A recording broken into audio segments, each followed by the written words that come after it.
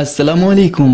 बयान भी सुने मगर मुफ्ती हनीफ साहब जड़ा मांगरोल बयानात ऑफिशियल यूट्यूब चैनल को सब्सक्राइब करें और बेल आइकन यानी घंटी के बटन को भी दबा दे और हाँ, लाइक शेयर और कमेंट लाजमी कर दे। जज़ाकल्लाह। वनस्तईनुहु वनस्तगफिरुहु वनुअमिनु बिही वनतवक्कलु अलैहि वनऊज़ु बिल्लाहि मिन शुरूरि अनफुसिना व मिन सय्यिआति अमालिना मन यहदिहिल्लाहु फला मुदिल्ल लहु व मन युद्लिलहु फला हादिय लहु वनशहदु अन ला इलाहा इल्लल्लाहु वहदहु ला शरीका लहु वनशहदु अन्न सय्यदना व नबिय्यना व सनदना व हबीबना व मौलाना मुहम्मदन अब्दुहु व रसूलुहु अरसलहु बिलहक्कि बशीरन व नज़ीरा व दाइयन इलल्लाहि बिइज़निहि व सिराजन मुनीरा व सल्लम तस्लीमन कसीरन कसीरा।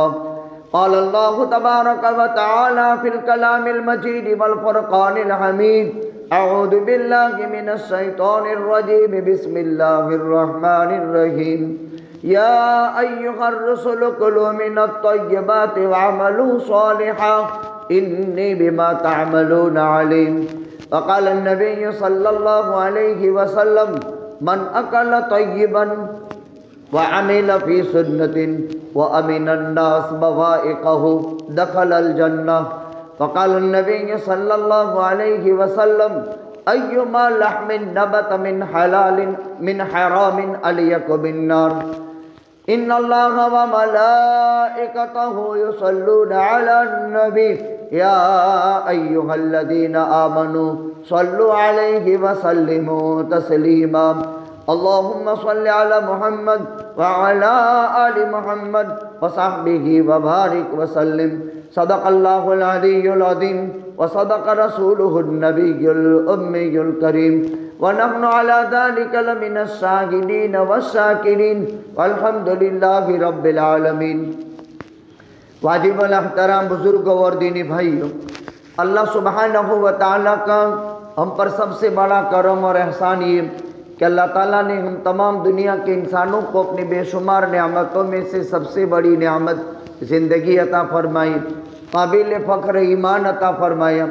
امام الانبیاء تاجدار مدینہ سرور کائنات فخر موجودات آقائے مکی مدنی حضرت محمد الرسول اللہ صلی اللہ علیہ وسلم کا امتی بنایا.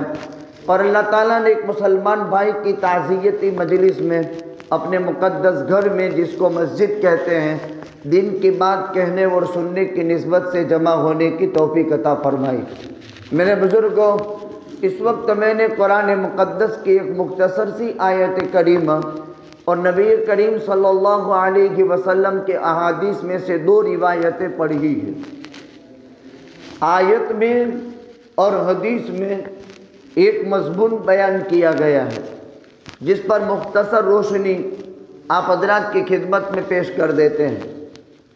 اللہ تعالیٰ نے انبیاء اور رسول پر اپنا ہدایت نامہ، آسمانی تحفہ، کتابی اور صحیفے کی شکل میں نازل کیا ہے.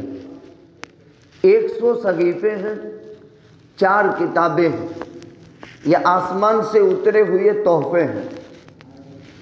کتاب اللہ کی ہے، پیغمبر کا قلب اطہر منتخب ہے، واسطہ پھر تعلیم جبریل ہے، معلم حقیقی اللہ کی ذات ہے. تو معلم حقیقی یعنی استاد اللہ ہے، جبریل تعلیم میں واسطہ ہے، اور جو سینہ منتخب ہوتا ہے وہ نبی کا دل ہوتا ہے. یہ بہت بڑا فرق تعلیم اور ایجوکیشن میں ہے کہ معلم حقیقی اللہ کی ذات ہے. وہ اپنا علم کسی سینے میں بھرنے سے پہلے اس سینے کو اور اس قلب کو ٹٹولتا ہے کہ میری امانت، میرا علم اس سینے کے اندر محفوظ کیا جائے گا. تو وہ دل کو اللہ ٹٹولتے ہیں، اس کو پرکھتے ہیں، اور اس دل میں اللہ اپنا علم بھرتا ہے. یہ ہے علم آخرت، یہ ہے علم قرآن. قرآن سے پہلے 3 کتابیں آ چکی، तौरात, ज़बूर, इंजील। कुरान करीम आखिरी पैगंबर पर आखिरी हिदायतनामा किताबी शक्ल के अंदर उतरा। उससे पहले अंबिया किराम अलैहिमुस्सलातु वस्सलाम पर 100 सहीफे उतरे। कुरान मुक़द्दस में अल्लाह ताला ने 6665 आयतों में से 540 आयतें मुस्बित लिल अहकाम की कबील से उतारी। मुस्बित लिल अहकाम का मतलब ये काम करो, ये मत करो, फिर करने के फ़वाइद और जिन कामों से रोका उनके नुकसानात बयान की। अल्लाह ताला की ज़ात हकीम है, उसका हर काम हिकमत के तकाज़े से है। किसी चीज़ को करने का हुक्म दिया तो उसके फ़ायदे बयान किए। जैसे अल्लाह सुब्हानहू व तआला ने नमाज को कायम करने का हुक्म दिया तो फ़ायदे बयान किए। उतलु मा ऊहिया इलैका मिनल किताब व अक़िमिस्सलाह इन्नस्सलाता तन्हा अनिल फ़हशाइ वल मुनकर। ऐ नबी जी, 3 काम करो।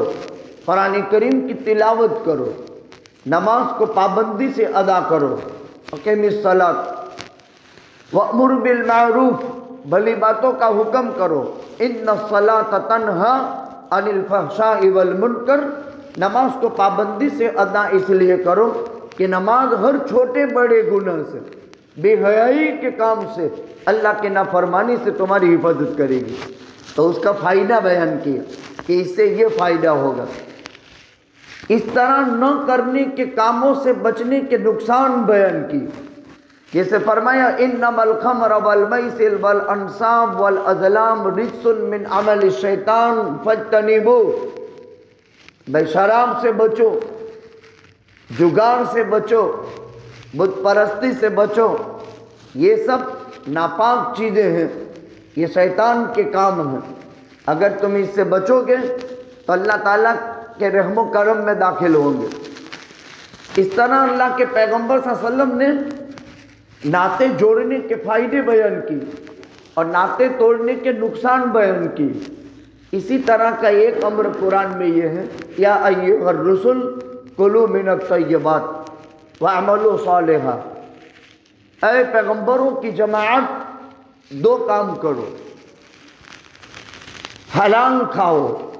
तय्यब का एक तर्जमा, तय्यब का एक तर्जमा पाकीज़ा रोज़ी खाओ। तय्यब का एक तर्जमा उम्दा ग़िज़ा खाओ। ये सब तर्जमे उर्दू में हैं। कुलू मिनत तय्यबात, तय्यबात के तय्यबतुन का बहुवचन हलाल, पाकीज़ा, उम्दा, जिस्मानी सेहत जिससे बरकरार रहे, जिस्म को जो चीज़ें नुकसान न पहुँचाए वो चीज़ें खाओ। तो पहले तो हलाल खाया जाएगा, हराम नहीं खाया जाएगा। अब अल्लाह ने हलाल क्या है वो कुरान में बयान कर दिया कि हलाल जानवरों में से क्या है और जानवरों में से हराम क्या है, ग़िज़ाओं में से हलाल क्या है और ग़िज़ाओं में हराम क्या है, अनाज गल्लों में हलाल क्या है, अनाज गल्लों में हराम क्या है। तो अल्लाह ताला ने उसकी तफसीलात कुरान में और सरकार मदीना जनाब मोहम्मद रसूलुल्लाह सल्लल्लाहु अलैहि वसल्लम ने अहादीस में उसकी तफसीलात बयान की। तो पहले तो खाई जाने वाली चीज़ हलाल होनी चाहिए। आका फरमाते हैं अय्युमा लहमिन नबत मिन हरामिन अलियक बिन नार। हराम के ज़रिए से जिस्म में गोश्त की जो बोटी परवान पाएगी वो जिस्म जहन्नम की आग में जलेगा। तो हलाल हराम से बचाया कि हराम मत खाओ, हलाल खाओ। एक जानवर बकरी है, दुम्बा है और हलाल तय्यब जानवर है, लेकिन वल मौकूज़ा वल मुतरद्दिया वल नतीहा वमा उहिल्ल बिही लिगैरिल्लाह। कुरान ने उसकी तफसील बयान की। अल्लाह के अलावा किसी का नाम लेकर के जानवर के हलक पर छुरी फेरी, अगरचे बकरी है, अगरचे मुर्गी है, लेकिन गैरुल्लाह का नाम लिया, ये खाना हराम है, इसको नहीं खाया जाएगा। اس کی حیثیت خنزیر کی ہو گئی، اس کی حیثیت کتے کی ہو گئی، اس کی حیثیت حرام جانوروں کی ہو گئی۔ جو جانور پٹک کر مر گیا وہ نہیں کھا سکتے، جو جانور دب کر مر گیا وہ نہیں کھا سکتے۔ مکہ کے مشرک کہتے تھے کہ اوہو اللہ کا مارا ہوا طبعی موت سے مرا ہوا حلال جانور حرام، اور پیغمبر کا ذبح کیا ہوا حلال۔ قرآن نے اس کی تفصیل بیان کی۔ تو ایک تو حلال غذا کھائی جائے گی اور حرام سے بچا جائے گا۔ طیبات کا دوسرا ترجمہ عمدہ خوراک کھائی جائے گی، نفیس پاکیزہ۔ کھانا تو حلال ہے لیکن کھانے کے اندر اگر ایڑ ہے تو وہ خبیث چیز ہے۔ اسلام میں جو ہے دو طرح سے خباثت اور نجاست سے گندگی آتی ہے۔ ایک چیز نجیس ہے، ایک چیز خبیث ہے۔ پیشاب ناپاک ہے، خون ناپاک ہے، لیکن ایک چیز خبیث ہے۔ حشرات الارض جس میں بہنے والا خون نہیں ہے، یہ خبیث ہے، خبیث چیز کھائی نہیں جائے گی۔ تو عمدہ خوراک کھائی جائے۔ طیبات کا تیسرا ترجمہ جو تمہارے جسم کی صحت کو برقرار رکھے اور تمہارے جسم میں نقصان نہ پہنچائے، ایسی خوراک کھائی جائے۔ اب جو چیزیں جسم کو نقصان پہنچاتی ہے، داخلہ طریقے شراب جسم کو نقصان پہنچاتی ہے، داخلہ طریقے بیڑی سگریٹ جسم کو نقصان پہنچاتی ہے، داخلہ طریقے تمباکو ماوے گٹکے جسم کو نقصان پہنچاتے ہیں۔ یہ غذا نہیں ہے، اس لیے پیغمبروں کو کہا غذا کا معنی جس سے پیٹ بھرا جائے، لیکن وہ چیز جو شریر میں داخل ہوتی ہے، جو جسم میں پہنچتی ہے، وہ عمدہ ہونی چاہیے، حلال بھی ہو، پاکیزہ بھی ہو، عمدہ بھی ہونی چاہیے، یعنی تمہاری جسمانی تندرستی کو برقرار رکھے، اور جو جسمانی تندرستی کو ہانیکارک ہو وہ چیزیں استعمال کرنے سے پیغمبروں کی پاک جماعت کو اللہ نے منع کر دیا تھا۔ کلوا من الطیبات، حلال کھاؤ، پاکیزہ غذائیں کھاؤ، عمدہ غذائیں کھاؤ۔ اب سوال پیدا ہوتا ہے کہ پیغمبر کی ذات، نبی کی ذات ہر وقت اللہ کے جلال اور جمال کا مشاہدہ کرتی ہے، ہر وقت اللہ کا جلال نبی کی آنکھ میں ہوتا ہے، ہر وقت اللہ کا جمال نبی کی آنکھ میں ہوتا ہے، تو اللہ کے جلال اور جمال کو وہ مشاہدہ کرتے ہیں۔ ہماری آنکھ اللہ کا جلال نہیں دیکھتی، اللہ کا جمال کا مشاہدہ نہیں کرتی، لیکن پیغمبر کی آنکھ ہر وقت جلال اور جمال کا مشاہدہ کرتی ہے۔ پیغمبر صاحب وحی ہوتا ہے، وہ اللہ سے ہم کلامی کا شرف حاصل ہوتا ہے، اور جب وہ پیغمبر صاحب وحی ہوا تو اللہ کے احکامات ڈائریکٹ اس پر اترتے ہیں، اور ایک برگزیدہ ذات ہوتی جو اعلان نبوت سے پہلے بھی گناہ سے معصوم اور اعلان نبوت کے بعد بھی گناہ سے معصوم، تو پھر کیا خدا نخواستہ رسولوں کی جماعت کوئی ناپاک یا حرام یا غیر طیب یا غیر نفیس غذا کھا سکتے ہیں؟ نہیں، لیکن رسول کی معرفت پیغمبر کی معرفت امت کو تعلیم دی گئی کہ امت کا رہبر، امت کا قائد، امت کا خیر اور بھلائی کی رہبری کرنے والی نبی کی ذات جب ان کو حکم ہے کلوا من الطیبات، حلال، طیب، نفیس، پاکیزہ، عمدہ کھانا کھاؤ، واعملوا صالحا، اور نیک عمل کرو۔ کیا مطلب؟ یہاں دوسرا حکم نیک عمل کرنے کا دیا، اس لیے کہ خوراک سے جسم میں قوت پیدا ہوتی ہے، اور جسم میں جب قوت پیدا ہوگی تو یہ جسم اللہ کے اطاعت کے لیے آمادہ ہوگا، اور جب جسم کمزور ہے، نحیف ہے، دبلا ہو گیا، رات کے قیام نہیں کر سکتا ہے، दुश्मनों के मुकाबले में आलाए कलिमतुल्लाह के लिए सब आरा नहीं हो सकता है। इसीलिए पहले तो हलाल तय्यब नफीस उम्दा खाने, और जब जिस्म में क़ुव्वत पैदा हो गई तो अब इस जिस्म के ज़रिए से नेक अमाल करो। इन्नी बिमा तामलून अलीम, ऐ रसूलों की जमात, जो कुछ भी तुम काम करोगे मैं उसको जानता हूँ। लिहाजा इस आयत कुरानी की वजह से अंबिया की जमात को हुक्म दे दिया गया हलाल तय्यब उम्दा नफीस खाने खाएं, और नबी की मारिफत उम्मत को ये तालीम दी गई कि हलाल नफीस उम्दा और तय्यब खाने खाएं। और अल्लाह ने जब खाना दिया, ये सब नेमतों में बड़ी नेमत है, इसलिए खाना सर ढांक कर खाया जाता है, खाना दस्तरखान बिछा कर खाया जाता है, खाना 3 उंगली से खाया जाता है, खाने से कोई चीज़ छूट जाती है तो उठा करके साफ करके उसको खाया जाता है। शर्त यह है कि नीचे की जगह पाक हो, ये नेमत है। और नेमत खुदाबंदी के साथ जो बदसलूकी करता है तो वो नेमतों से महरूम रहता है। इसलिए खाना अफजलुन नेम, अल्लाह की तमाम नेमतों में सबसे बड़ी नेमत। जो इंसान भूख मरे का शिकार हो जाता है तो आदमी को फ़कीरी काफिर बना देती है। कादल फ़क्र अन यकून कुफ्रा, फ़कीरी से आदमी काफिर बन जाता है। ऐसे हालात रोनुमा होते हैं। लेकिन कब फ़कीरी आती है? जब इंसान नेमतों की नाकदरी करता है। और हम जो खाने की नेमत की नाकदरी करते हैं शायद कोई करता हो। देखिए, खाना बच जाने के बाद अगर दूसरे वक्त इस्तेमाल में आ सकता है आदमी अपने पास रख ले, और अगर इस्तेमाल में नहीं आता है तो किसी को ज़रूरतमंद को पहुंचा दे। हमारे यहाँ सिस्टम ये है कि खाना जो बच जाता है आखिर का देने में सुस्ती की वजह से बाहर फेंक देते हैं, या कभी गटर की पाट पर डाल देते हैं। सूरतन देखने में तो ये अमल इतना बड़ा नहीं लगता, लेकिन खाने के जो दाने हैं उसकी जब बेकदरी की जाती है, उम्दा पकाया है, खुशबूदार है, खाने से बच गया, अब उसको पलित करने का नुकसान बहुत खतरनाक है।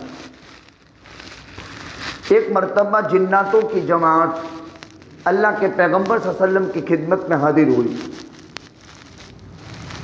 इंसान जो खाना खाता है इसमें गोश्त में से जो हड्डी होती है, ये हड्डी जिन्नों की खुराक होती है, हट के जिन्नातों की खुराक। फ़इन्नहु ज़ादु इख़वानुकुमुल जिन्न, नबी करीम सल्लल्लाहु अलैहि वसल्लम ने फरमाया ये तुम्हारे भाई जिन्नातों की खुराक है। इसीलिए ढेले से इस्तिंजा किया जाता है, पानी से इस्तिंजा किया जाता है, टॉयलेट पेपर से इस्तिंजा किया जाता है, मट्टी और मट्टी की जिन्स से इस्तिंजा किया जाता है। लेकिन कोई आदमी हड्डे से इस्तिंजा करे या पेशाब पाखाना की जगह नापाकी लगी हुई उसको हड्डे से साफ करे, ये जायज़ नहीं है। क्यों? ये जिन्नातों की खुराक है और जिन इसको खाएगा, और जो उसको खाए उसको पलित करना मना है।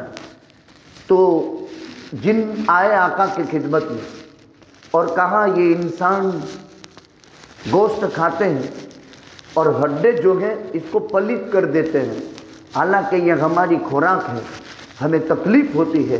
अल्लाह के पैगंबर सल्लल्लाहु अलैहि वसल्लम ने सहाबा से फरमाया कि तुम ये हड्डे खा करके किसी पाक जगह के अंदर उसको रख दो, कपड़े में या कागज़ में इसको अलग जगह पर रख दो, इसलिए कि ये जिन्नों की खुराक है। हमारे गुजरात में एक शेखुल हदीस थे जिन्होंने ज़िंदगी भर हदीस पढ़ाई, हज़रत मौलाना अहमद रज़ा अजमेरी नव्वरल्लाहु मरकज़हू। इनके बेटे कारी अब्दुल रशीद अजमेरी अशरफिया में शेखुल हदीस है अभी।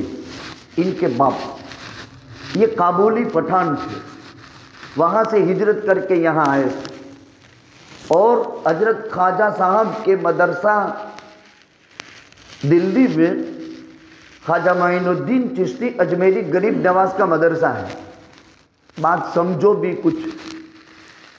اور حضرت خواجہ صاحب کے ٹائم کی کتابیں لائبریری میں ہے، میں خود حاضر ہوا تھا، میں نے دیکھا۔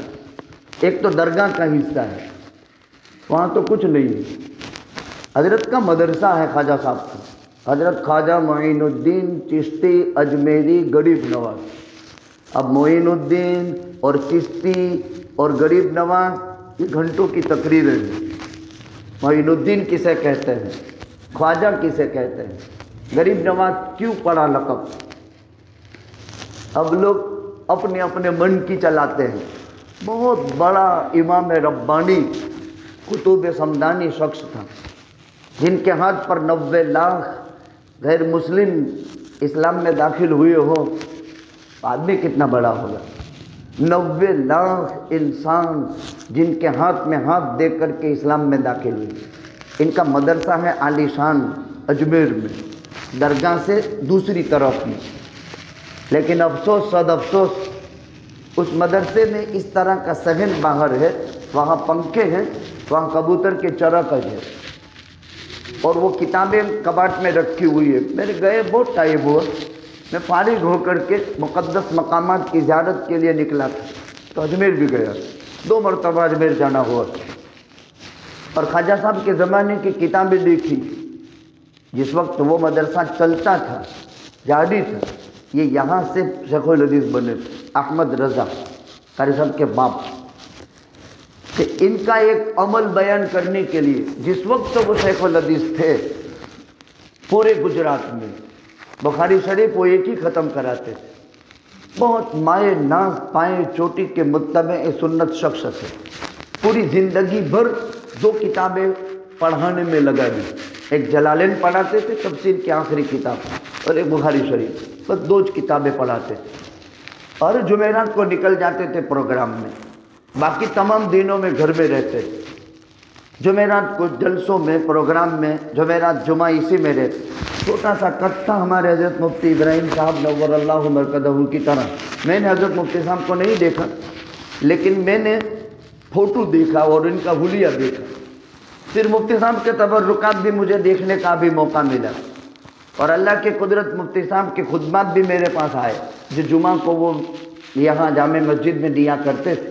ہاتھ کے لکھی ہوئی کتابیں میں مفتی صاحب کی آئی، تو ان کا قد جیسا تھا ایسا چھوٹا قد، ہلکا پھلکا جسم، بہت کمال درجے کی ذات تھی حضرت احمد رضا اجمیری۔ حضرت اقدس قبلہ مفتی صاحب 4 زبانوں کے مالک تھے۔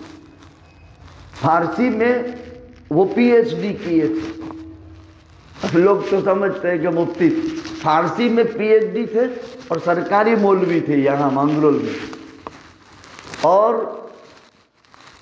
یہ عربی لینگویج، فارسی پرشین ٹیچر، اور اس کے ساتھ سنسکرت جو ان کی تھی بہت عمدہ تھی، اور اردو تو مادری زبان۔ 4 لینگویج میں ان کو بہت مہارت تھی، عربی میں، پرشین میں، اور اس طرح یعنی فارسی میں، عربی میں، سنسکرت میں اور اردو میں۔ اور ان کی لکھی ہوئی کتابوں میں 4 بھاشا ہے، کچھ بھی لکھتے ہیں تو 4 بھاشا اس میں آ جاتی ہے۔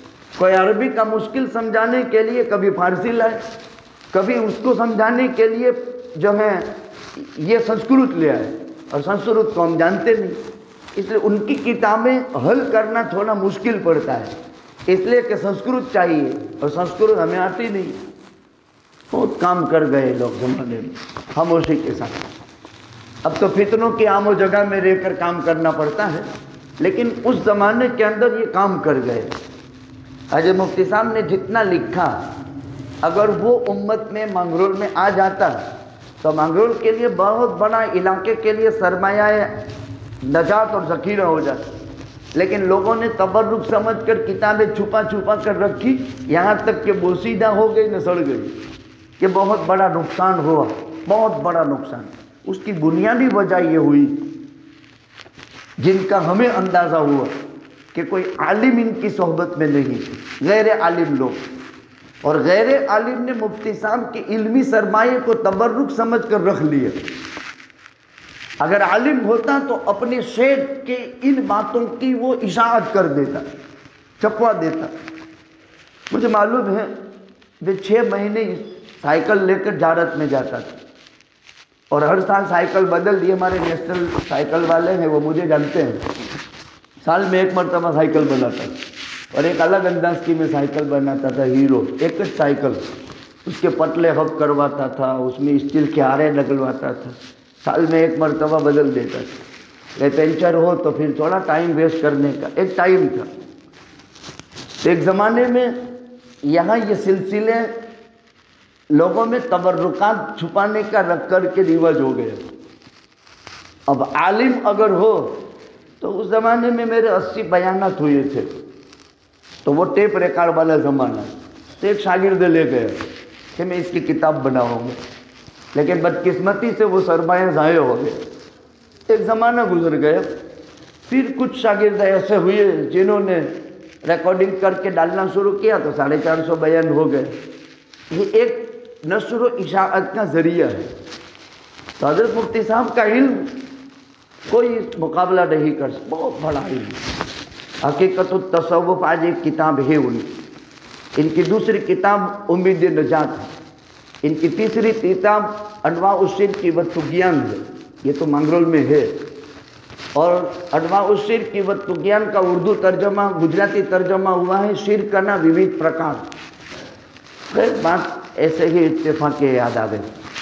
تو احمد رضا اجمیری بہت بڑا ماہر، بہت چھوٹا سا قد، ہلکا پھلکا جسم، عربی کرتا یہاں تک پہنتے تھے، آدھی پنڈلی تک، ایک زبردست نور اور روحانیت کا عظیم مرکز تھا۔ شیخ احمد رضا اجمیری اجمیر دارالعلوم میں خواجہ کے وہ پڑھ کر کے آئے، اس لیے ان کو اجمیری کہتے ہیں۔ تھے کابلی پٹھان۔ ان کا عمل تھا، کھانا کھاتے تھے، گوشت تناول فرماتے تھے تو وہ ہڈے پاک کپڑے یا پیپر پر رکھتے تھے، اور پاک کپڑے یا پیپر پر رکھ کر اس کو اونچی جگہ پر چھوڑتے تھے، اور یوں فرماتے تھے کہ ہم حدیث پڑھتے پڑھاتے ہیں کہ یہ ہڈے جنوں کی خوراک ہے اور اس کو پلیت کرنا جائز نہیں۔ اور ہمارے یہاں تو جب عید ہوتی ہے، شب برات ہوتی ہے، شب معراج ہوتی ہے، اور جب خوشی غمی کے دن ہوتے ہیں تو کھانے ودھارے کے جو بچ جاتے ہیں وہ ڈالتے کہاں ہیں؟ یا تو وہ سیپٹی کی کھائی کے اوپر، یا تو وہ آنگڑے میں، پہلے تو وہ رواج تھا کہ اوپر سے پھینکتے تھے، یا تو وہ اکیڑے میں۔ بہت بڑی اللہ کی نعمت ہے۔ زندگی میں کہیں نہ کہیں کسی بھی نعمت کے ساتھ جب کوئی بدسلوکی ہوتی ہے اور اس سے توبہ نہیں ہوتی تو موت سے پہلے اللہ تعالیٰ اس کے وبال میں آدمی کو مبتلا کرتا ہے، اور نوالے کا آدمی محتاج ہو جاتا ہے۔ یہ طے شدہ بات ہے، نوالوں کا محتاج ہو جاتا ہے۔ تو نعمت کے زمانے میں قدر کرنی چاہیے، مصیبت کے زمانے میں شکر کرنا چاہیے۔ کلوا من الطیبات، اللہ اپنے پیغمبروں سے فرماتا ہے حلال، طیب، عمدہ، نفیس کھاؤ، نیک کام کرو۔ اس لیے مضر چیزوں سے بچنا چاہیے، جو چیزیں ہانیکارک ہیں جسم کو، جو چیزیں طبیعت کو نقصان پہنچاتی، نہ کھائے، استعمال نہ کرے۔ ایک سلسلہ ہو گیا تھا، ہو گیا، اب اللہ تعالیٰ نے سمجھداری دے دی کہ ان چیزوں سے آدمی کو پرہیز کرنا چاہیے۔ میں نے روایت پڑھی تھی، من اکل طیبا وعمل فی سنتی وامن الناس بوائقہ دخل الجنہ۔ جو مضمون قرآن میں ہے وہ مضمون حدیث میں ہے، گویا کہ احادیث قرآن کی شرح ہے، اور قرآن میں 6665 آیتیں ہیں۔ اس کو سمجھانے کے لیے ایک اللہ کے پیغمبر صلی اللہ علیہ وسلم کی 23 سالہ زندگی، اور ایک 23 سالہ زندگی میں آپ کی زبان مبارک سے نکلے ہوئے 10 لاکھ ارشادات۔ بزرگوں، کسی نبی کی امت کو کسی نبی سے اتنا بڑا علم نہیں ملا جو ہم سب کے آقا تاجدار مدینہ حبیب خدا حضرت محمد الرسول صلی اللہ علیہ وسلم سے ہم کو ملا ہے۔ اتنا علم کسی کو نہیں ملا جو ہم کو ملا ہے۔ خیر، دوسری ایک چیز، حضرت مفتی صاحب کا علم نہ چلا، اس کی ایک وجہ وہ خلوت گزار تھے، تخلیے میں رہتے تھے، الگ تھلگ۔ پھر اس زمانے میں جو سرکاری راج چلا نوابی دور، تو رویل فیملیوں میں تو علم تھا، اور رویل فیملیاں کچھ ان سے پڑھتی بھی تھی، لیکن وہ پھر اس خدمت کے فیلڈ میں نہیں آئی۔ غریبوں میں جو علم آتا ہے وہ امت میں پھیلتا ہے، اور دینی مدارس سے جو علم آتا ہے وہ امت میں پھیلتا ہے۔ اس لیے ہم اعلان کرتے ہیں کہ حضرت مفتی ابراہیم صاحب نور اللہ مرکزہ کا کسی کے پاس کوئی بھی علمی سرمایہ ہو تو کام کرنے والے عالم کے حوالے کرو۔ ہم ابھی ان کی 3 کتابیں کمپیوٹر میں ترتیب دیتے ہیں تاکہ یہ علم نسلوں میں باقی رہے۔ یہ تبرک گھر میں رکھانے سے علم تبرک نہیں بنتا۔ ہاں ان کا کرتا رکھو، جیسے کریم خان کے پاس ہے ان کا کرتا، ان کے چشمے بھی ہے، ان کی داڑھ مبارک بھی ہے، داڑھ مبارک حضرت مفتی صاحب کی آج تک ایسی ہی ہے، اور وہ انہوں نے مجھے تبرک کیا، یہ ہدیہ دیا تو میرے پاس ہے۔ ایسے بزرگوں کے وہ تبرکات تو رکھو، لیکن بزرگوں کے علمی تبرکات عالم کو دو، تاکہ وہ عالم اس سے استفادہ کر کے امت میں دعوت دے اور امت تک پہنچائے۔ خیر، تو بہت ساری چیزیں حضرت مفتی صاحب کی ضائع ہو گئی، جیسے ہمارے حضرت مولانا حسین صاحب تخلیے میں رہتے ہیں، اس طرح حضرت مفتی صاحب خلوت میں رہتے، اور سرکاری نوکری تھی اور سرکاری ٹیچر تھے، اس لیے وہ سرکار کے اثر اور رسوخ میں رہتے ہیں۔ چاہے وہ نواب کا ٹائم ہو، اس کے بھی اثر اور رسوخ الگ ہوتے ہیں۔ اور ایک آزاد علم جو ہوتا ہے مدرسوں میں، اور آزاد خدمت جو ہوتی ہے مدرسوں میں، جس میں کسی کی پابندی نہیں ہوتی، حق بولنے میں، حق کہنے میں، بے لگام آدمی جو ہے اللہ اور اس کے رسول کے خوف سے دعوت دیتا ہے۔ تمن اکل طیبا وعمل فی سنتی وامن الناس بوائقہ دخل الجنہ۔ 3 کام کرو جنتی ہو، 3 کام کر لو جنتی ہو۔ ایک، من اکل طیبا، جس نے حلال کھایا، عمدہ کھانا کھایا۔ عمدہ کا معنی مرغ مسلم نہیں، کھابو باسی روٹی۔ حضرت علی عید کے دن بھی باسی روٹی کھاتے تھے، اور باجرے کی روٹی ٹاڈی کھائیں گے تو اس سے حافظہ قوی ہوتا ہے، دل مضبوط ہوتا ہے، اور اس میں لطف عجیب ہوتا ہے۔ جس نے کھائی وہ ان کو معلوم ہے، بہت فائدہ ہوتا ہے، حافظہ کو قوی کرنے کا علاج ہے، اور اس میں لطف عجیب انداز کا ہوتا ہے۔ اس لیے ہمارے یہاں اگر باجرے کی روٹی بچ جاتی تھی تو پھر اس کو توڑ کر کے ٹکڑے کر کے پیاز اور تیل کے اندر اس کے جو ہے بٹکے بنائے جاتے تھے، اور آج تک گھروں میں، پرانے گھروں میں، ہمارے اپنے گھر میں بھی یہ رواج، اور اس میں لطف عجیب انداز کا چائے کے ساتھ ہوتا ہے، عجیب انداز کا۔ لیکن اب تو وہ سلسلہ ختم ہو گیا۔ اب جتنی سادگی تھی اتنی تازگی تھی، اور سادگی ختم ہوئی تو تازگی بھی چلی گئی۔ اب ماڈرن ہو گیا، پلاسٹک کے چاول آ گئے، بوفے سسٹم ہو گئے، کھڑے کھڑے جانوروں کی طرح کھانا اپنے لیے ایک معیار سمجھ لیا کہ ابھی تو بہت ٹائم آگڑ چالو گئی۔ وہ بیٹھ کر کھانے والا سلسلہ اب اس کو تو لوگ بیوقوف سمجھتے ہیں۔ ایک جگہ ہم ایسا بوفے میں ایک ملک میں تھے، تو ہم نیچے بیٹھ کر کھانے لگے تو لوگ ہنسی کرنے لگے۔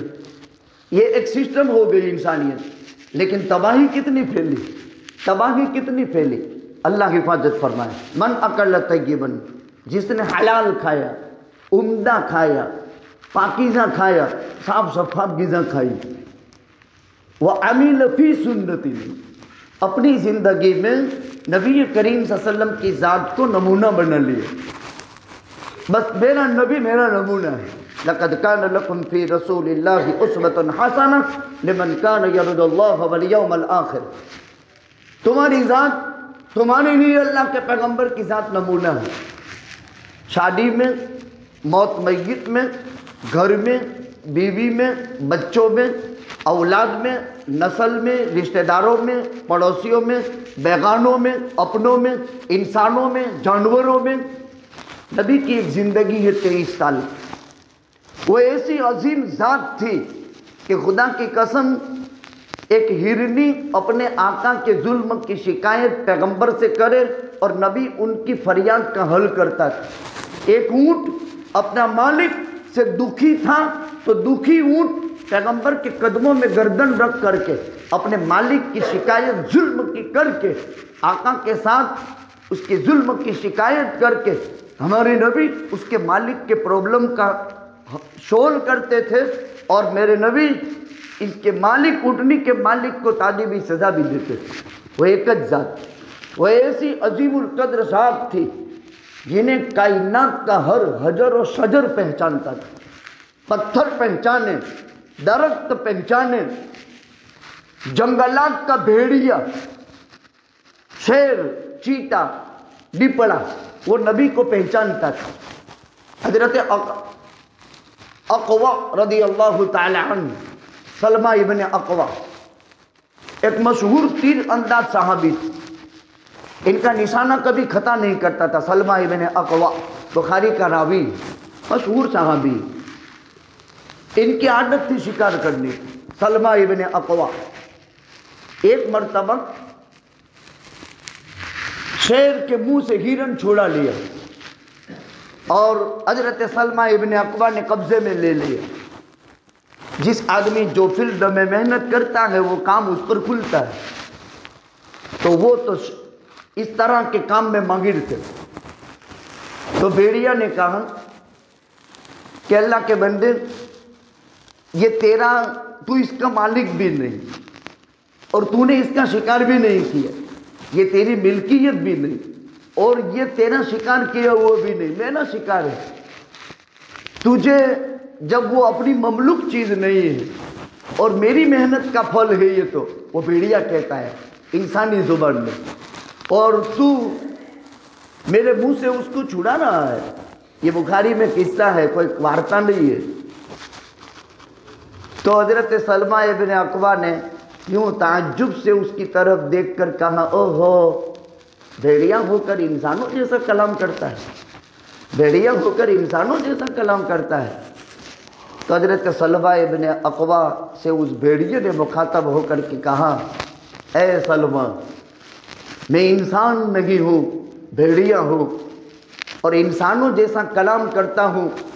मेरे पास बोलने वाली ज़ुबान नहीं है, ज़ुबान तो है, लिसान नातिक नहीं है। जानवरों के पास भी ज़ुबान है लेकिन बोलने वाली ज़ुबान नहीं है। मेरे पास ज़ुबान तो है लेकिन ज़ुबान नातिक नहीं है और मैं बोलता हूँ और इंसानों जैसा कलाम करता हूँ।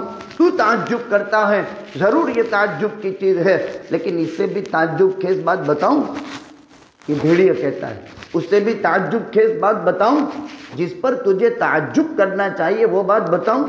तो उससे ज़्यादा ताज्जुब खेज बात ये है कि नखलिस्तान वाला शहर यानी मदीना और उसके झूठ में नबी आखिरुज़्ज़मा हज़रत मुहम्मदुर रसूलुल्लाह सल्लल्लाहु अलैहि वसल्लम मबऊस हो चुका है और अब तक तो उनके हाथ में हाथ देख करके कलमा कबूल नहीं किया।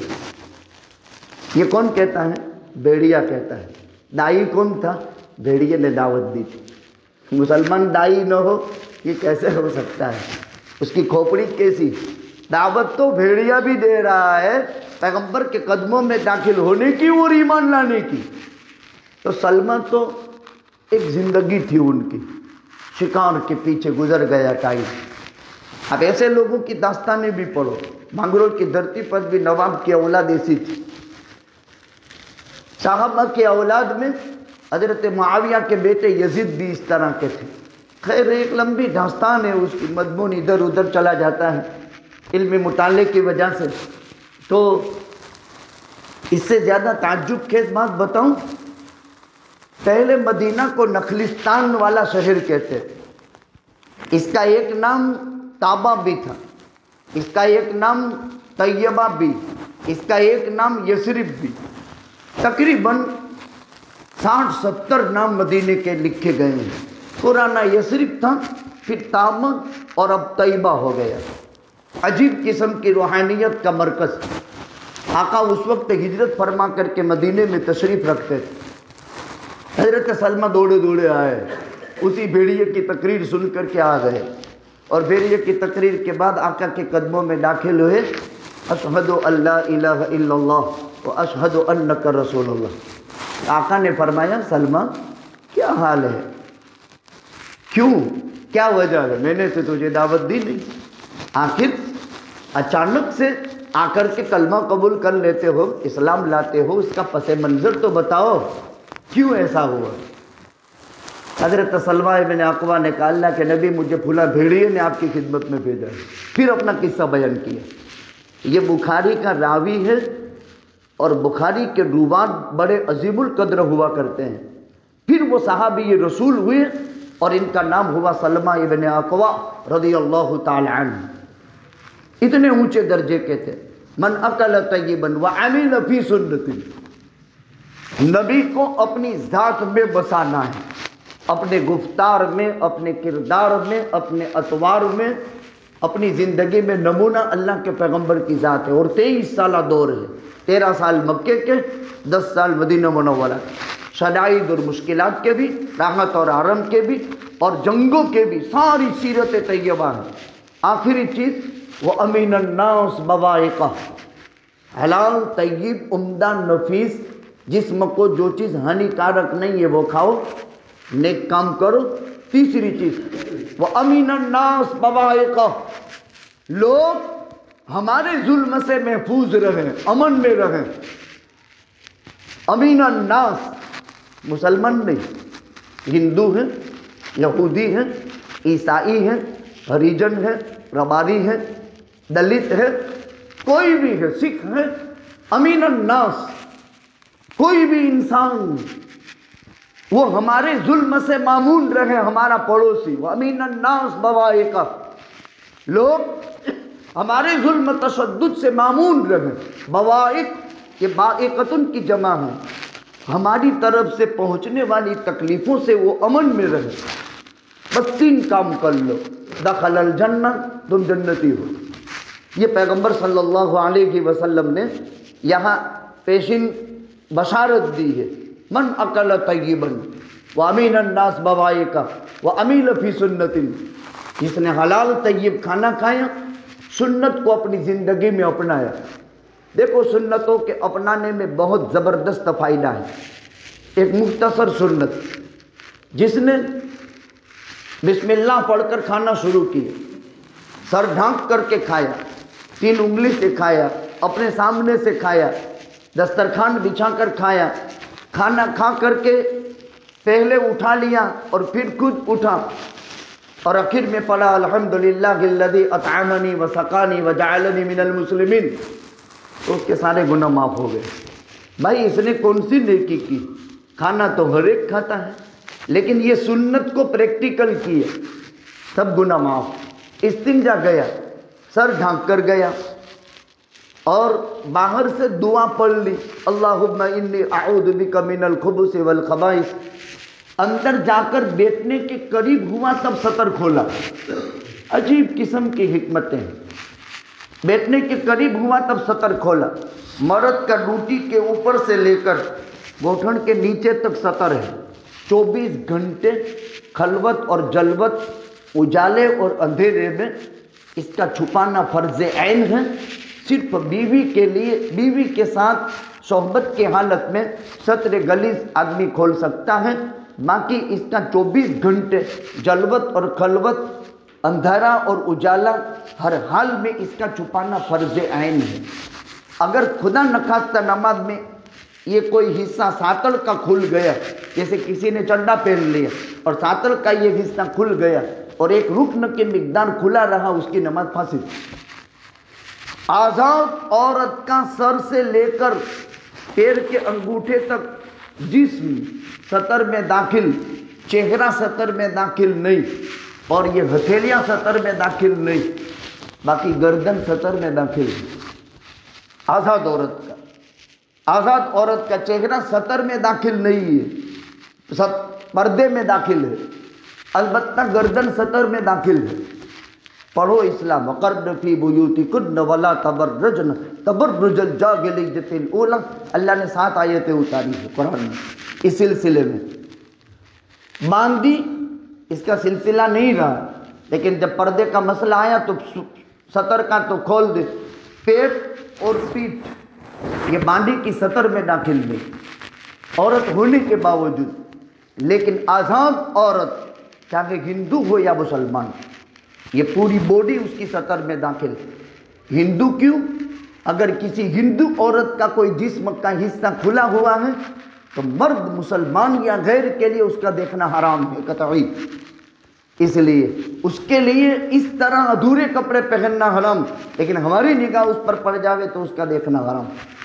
من اکل طیبا عمل فی سنہ. اب استنجا گیا، سر ڈھانک دیا، یہ جراثیم کی جگہ ہے، وہاں جنتو ہوتے ہیں.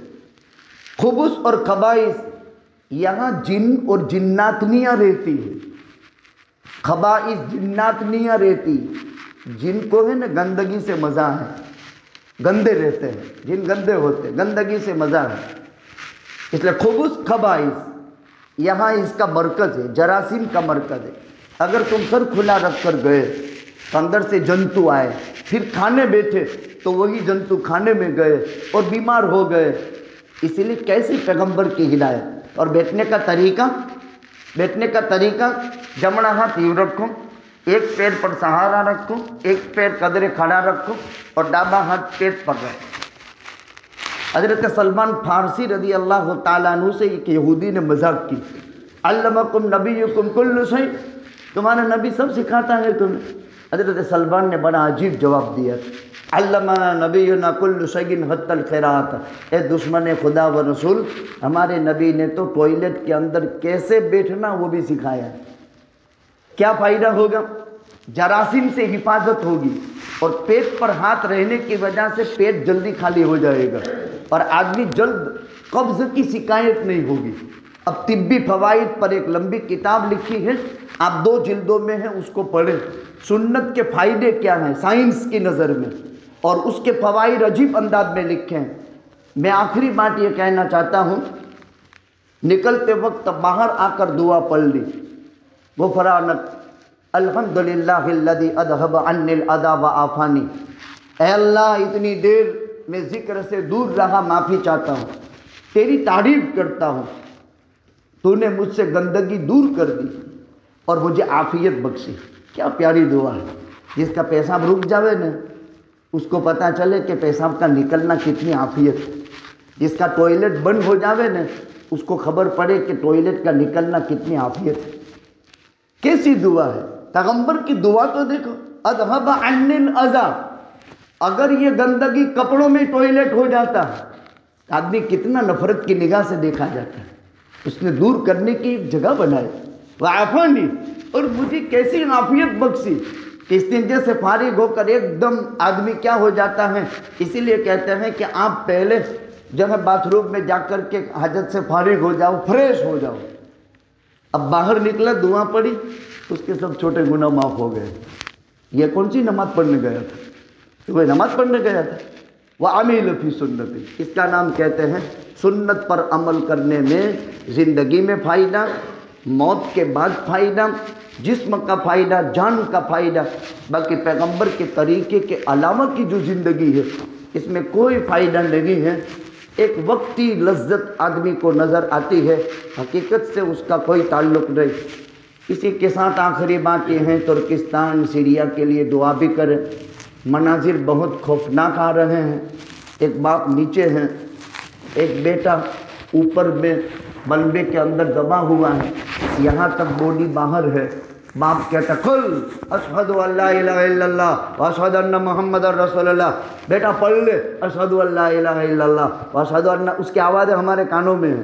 ویڈیو دیکھا ہے، مجھے ایک ساتھی نے رات میں بتایا، یہیں پر میں تعزیت میں آیا تھا، یہیں پر بتایا، یا قبرستان سے آتے ہوئے بتایا مولوی ابراہیم صاحب نے، قل لا الہ الا اللہ محمد رسول اللہ. بیٹا کلمہ پڑھ لے. یہ مناظر سامنے ہیں. 2 چھوٹے چھوٹے بھائی بہن ملبے کے نیچے ہیں، تو چھوٹا بڑا بھائی چھوٹی بہن کے سر میں ہاتھ ہلا رہا ہے. کیا خوفناک مناظر پیدا ہو گئے. اللہ کی قدرت بہت بڑی ہے. اللہ نے ہمیں عافیت بخشی، تو ان کا کوئی حق ہم پر ہے کہ نہیں؟ حق ہم پر ہے. دعا تو کر سکتے ہیں. دعا تقدیر کو بدل دیتی ہے، اللہ کے غضب کو ٹھنڈا کر دیتی ہے. جب بھی کسی قوم کی آزمائش کو سنیں متوجہ ہو جائیں اور اللہ سے مانگے. غائب بھائی کی دعا غائب کے حق میں قبول ہو جاتی ہے. میں آپ کے سامنے روؤں، مانگوں، ریاکاری بھی ہو سکتی ہے. وہ کہاں ترکستان والے میری آواز کو سنتے ہیں، کہاں وہ مجھے پہچانتے ہیں، کہاں میرا ان سے خون کا رشتہ ہے؟ لیکن سب سے بڑا رشتہ وحدت اسلامی کا ہے، وہ ہمارے مسلمان بھائی ہیں، وہ حالات سے دوچار ہوئے ہیں، دعا تو کر سکتے ہیں، خلوت میں بھی کرو، ان کے نام پر کچھ مخفی 2-5 روپے تو دے دو کسی کو، کسی غریب کو، کسی بیوہ کو، کسی یتیم کو، کسی مسافر کو، یہ کرنے کا کام ہے، ان کے نام پر دو، اللہ ان کے حالات کو ختم کرے گا، ان پر راحت کے فیصلے کرے گا۔ اللہ تعالیٰ مرحوم کی کروٹ کروٹ مغفرت فرمائے۔ ہمارا رشتہ عمران سے تو پرانا، بناسکانٹھا جب گئے تھے یہاں سے سامان لے کر، تو اس وقت 2 موت کے منہ میں تھے ہم، ایک بہت بڑا اژدہا تھا اور ٹریکٹر، ادھر پانی ادھر پانی، اور ٹریکٹر خراب ہو گیا، لائٹ بند ہو گئی، اور اس وقت کہاں میکینیکل کا اندازہ ہو سکتا ہے، تو جلدی جلدی آ کر ان بچوں نے وہ ٹریکٹر کی لائٹ چالو کی۔ اس وقت سے ایک پریچے تھا، پھر یہ والد صاحب کی موت کا صدمہ، اللہ تعالیٰ اس آخری حال میں ہم سب کی نصرت فرماوے، مدد فرماوے، حفاظت فرمائے۔ ایک